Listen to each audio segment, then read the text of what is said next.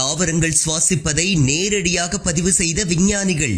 வளிமண்டலத்துடன் உரையாடும் அதிசயம். எதிர்கால உணவு பாதுகாப்பை உறுதி செய்த ட்ரெய்லர். தாவரங்களுக்கு உயிர் உண்டு என்று நமக்கு தெரியும். ஆனால் அவை சுவாசிப்பதை எப்போதாவது நேரில் பார்த்திருக்கின்றோமா?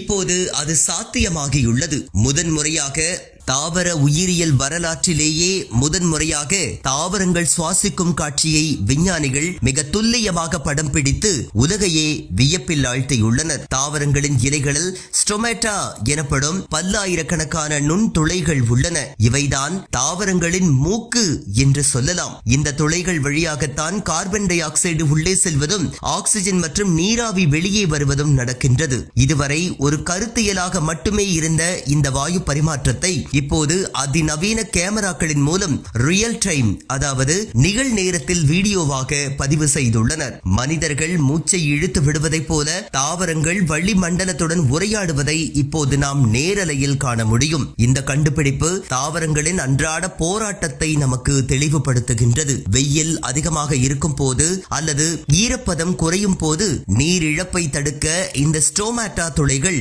புத்திசாலித்தனமாக தங்களை மூடிக்கொள்கின்றன. கார்பன் டை ஆக்சைடை உள்வாங்கி ஒளிச்சேர்க்கையின் மூலம் நமக்கான ஆக்சிஜனையும் தங்களுக்கு தேவையான உணவையும் இவை தயாரிக்கின்றன. முன்னணி ஆராய்ச்சி நிறுவனங்களை சேர்ந்த விஞ்ஞானிகள் மேற்கொண்ட இந்த ஆய்வு வெறும் காட்சி பதிவு மட்டுமல்ல, இது விவசாயத்துறையில் ஒரு பெரிய மாற்றத்தை ஏற்படுத்த போகின்றது. தண்ணீர் பற்றாக்குறை உள்ள காலங்களில் பயிர்கள் எப்படி தப்பி பிழைக்கின்றன என்பதை புரிந்து கொள்வதன் மூலம் வறட்சியை தாங்கும் புதிய பயிர் வகைகளை உருவாக்க முடியும். புவி வெப்பம் அடைதலால் தாவரங்களின் சுவாசம் எப்படி பாதிக்கப்படுகிறது என்பதை கண்டறிந்து எதிர்கால உணவு பாதுகாப்பை உறுதி செய்ய முடியும். அடுத்த கட்டமாக பல்வேறு வகையான மரங்கள் மற்றும் செடிகளின் சுவாச முறைகளை ஆய்வு செய்ய விஞ்ஞானிகள் திட்டமிட்டுள்ளனர். தாவரங்களின் இந்த மௌனமான சுவாசம் உலகிற்கு வெளிச்சம் போட்டு காட்டப்பட்டுள்ளது. இது மனிதர்களுக்கும் இயற்கைக்குமான பிணைப்பை மேலும் வலுப்படுத்துவதாக அமைந்துள்ளது.